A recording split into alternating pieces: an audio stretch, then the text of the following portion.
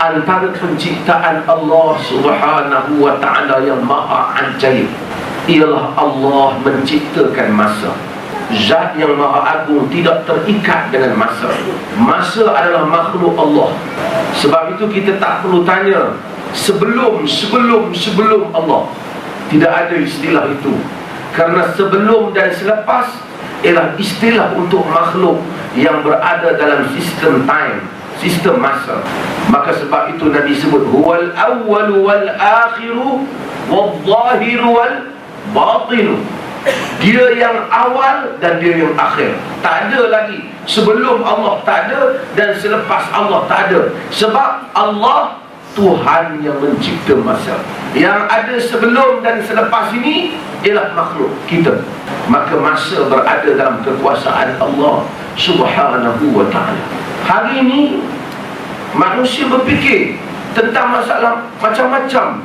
Orang berfikir tentang masa, tapi manusia tak dapat mengatasi masa.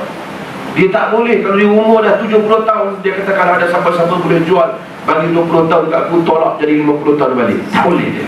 Orang barat kagum dengan Einstein dan Newton.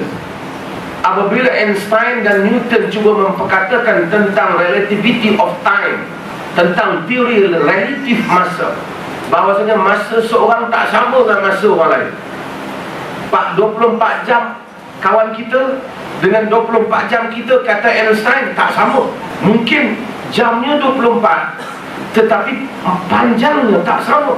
Dia yang alami itu tahu. Dan yang seorang lagi mungkin 24 jam dia rasa sekejap sangat, dia tak boleh buat apa yang orang ni boleh buat. Einstein tak dapat nak menjelaskan, hanya berteori tentang hal itu. Tetapi Islam telah menjelaskan hakikat tentang keperbezaan masa, di mana Allah Subhanahu wa ta'ala menyebut banyak tempat dalam Al-Quran berhubung istilah yang dinamakan dengan berkat. Sehingga bahkan kita menyebut, kita bersumpah, Allah bersumpah, Tabarakalladzi biyadihil mulk. Maha berkat Allah yang pada tangannya ada kerajaan. Allah yang maha berkat boleh melimpahkan berkat. Kita tengok orang kadang-kadang hidup baru 40 tahun, tapi hasil yang dia buat mungkin orang lain perlu hidup 100 tahun untuk buat.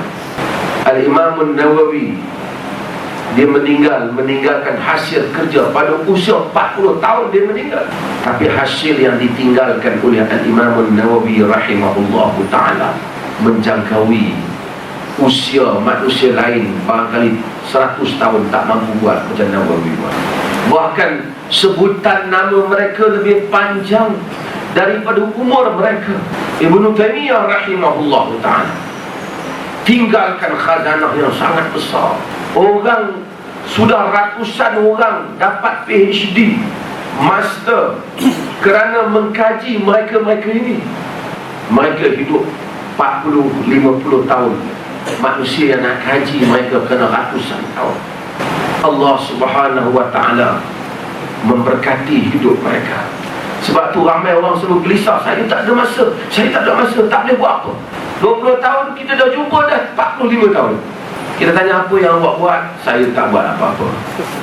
Apa yang awak sumbang, saya tak sumbang apa-apa. Hidup berlalu 25 tahun. Dia kata, oh, rupanya dapat 45. Aku masih dah ingat 25 lagi umur aku. Lupa dia. Tidak dapat menyumbang apa-apa. Maka antara benda besar yang perlu manusia pohon daripada Allah Jalla wa'ala, supaya Allah memberkati masa kita.